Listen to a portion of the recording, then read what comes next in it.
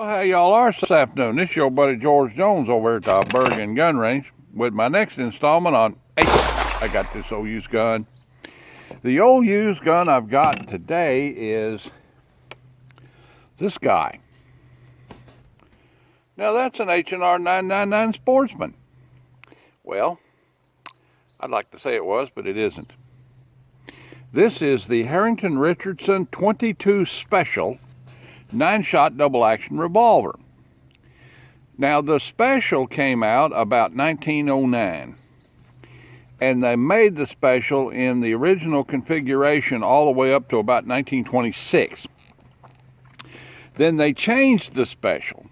Now originally the gun was a 6-shot break top 22 caliber revolver, 6-round cylinder, but it was chambered for the new at that time Winchester 22 WCF.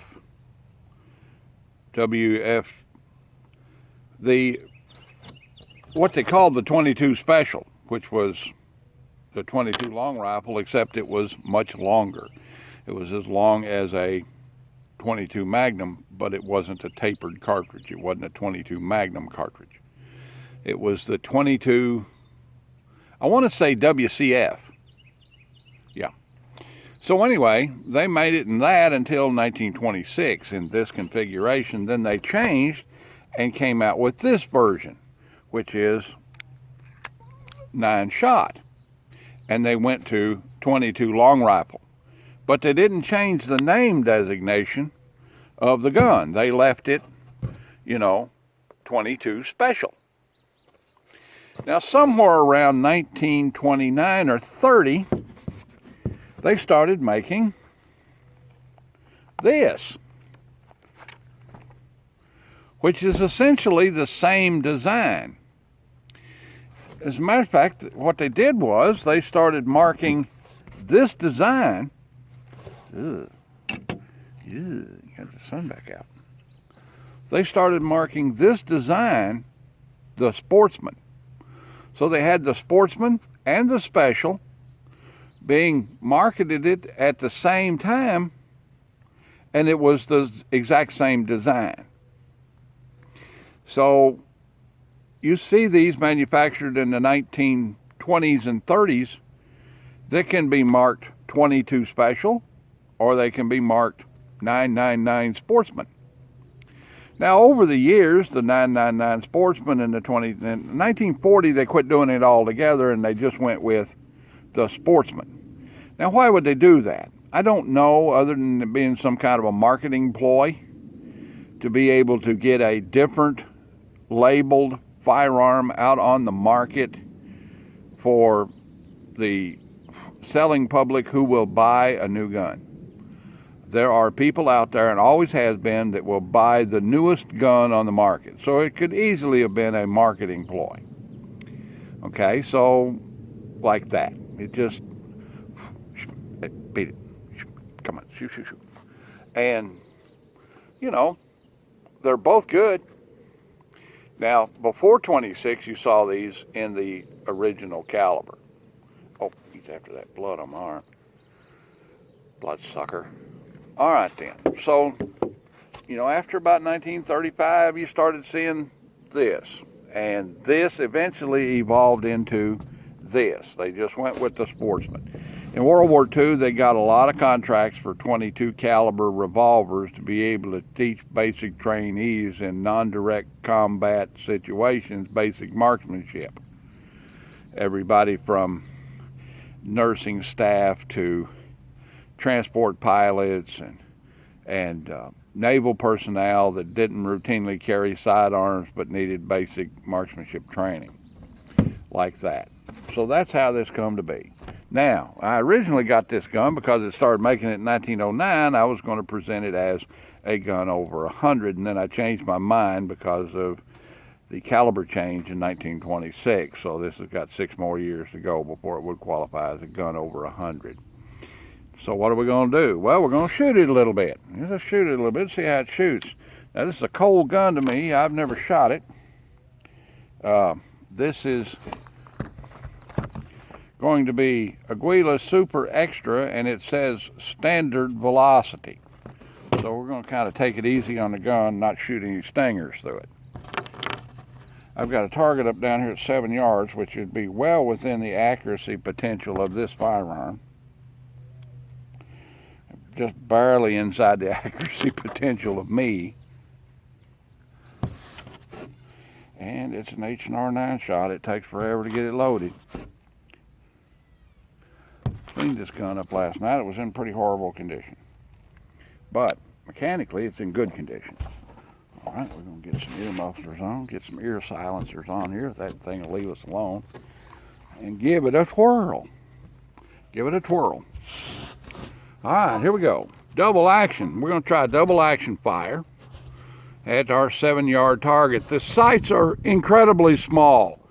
The rear side assembly is simply a little notch.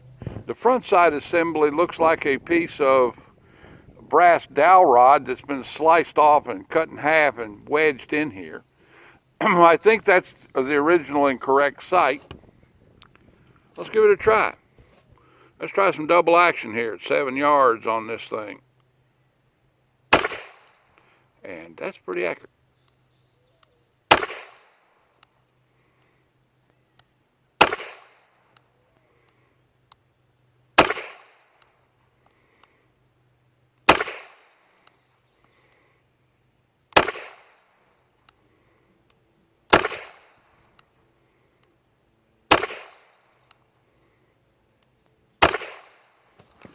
Dang, that gun kind of shoots good. Checks nicely. Yeah. So, if we speculate that this gun was made in 1926, it would be 94 years old, if my math is any good. Being a product of the Pulaski County educational system, we probably, you know, I'm not going to get the calculator out and work it out.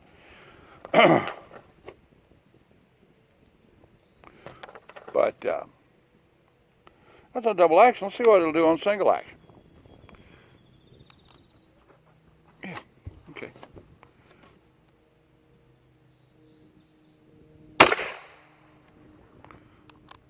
It'll shoot. Single action.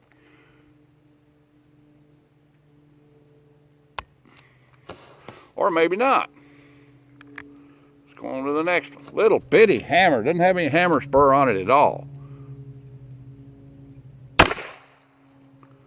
Yeah.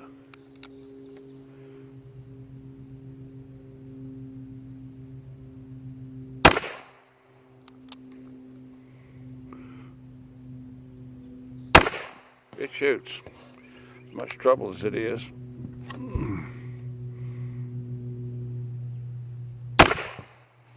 Yeah.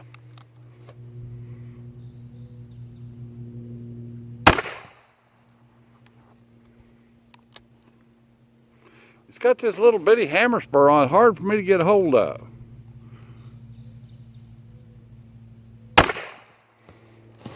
Accuracy is, I've got one more to go.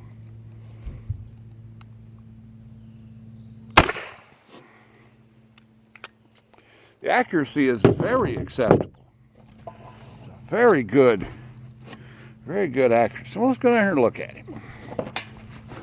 Let's go down here and look at it, see what it looks like. Here's my shot string from single action, 7 yards. And here it is from double action. I actually shot it better on double action than I did on single. This is from the previous Glock 44 video. And, you know, it's, I like it. Pretty acceptable little gun. Here's how old it is. You know, the barrel is not in real good condition. When this gun was made,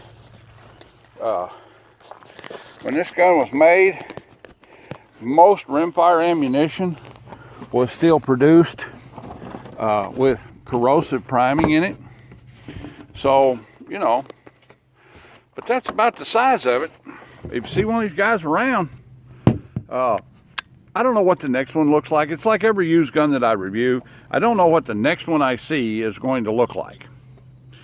I don't know what condition the next one's going to be. You know, I've seen them. This one's nice and tight. This is a good tight gun, you know, for a top breaker. And everything's perfect about it other than, you know, the bluing is giving on it and going to patina. It's got some bluing completely gone, no patina or anything on the underside of the barrel. I don't know what made that. It's got a lot of scratches on the cylinder.